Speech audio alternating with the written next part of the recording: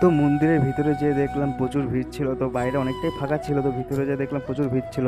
তো মন্দিরের ভিতরে চারি সাইডটা খুব সুন্দর ছিল, তো তোমরাও দেখো কতটা সুন্দর ভিতরে।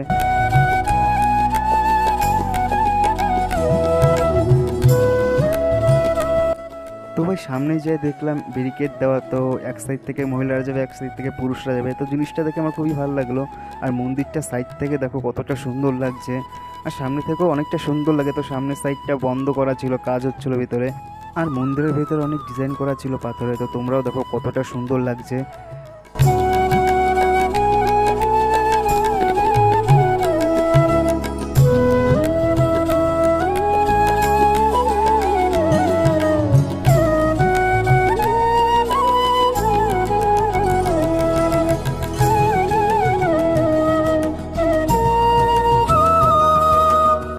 আর এটা হলো শ্রীকৃষ্ণের মূর্তি, তো এখানটা বেশিক্ষণ থাকতে দিচ্ছিল না, তো একবারই দর্শন করে এখান থেকে গাড়িটা তাড়িয়ে দিচ্ছিল।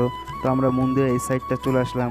আর ভাই এই সাইডটা এসে ভাই দেখছি প্রচুর লোকজন ছিল, তো আমরা ওখান থেকে একটু ফাঁকা জায়গায় গেলাম। আর এই ভাই সাইডটাই খুবই সুন্দর গার্ডেন ছিল, তো গার্ডেনটা তোমরা দেখো।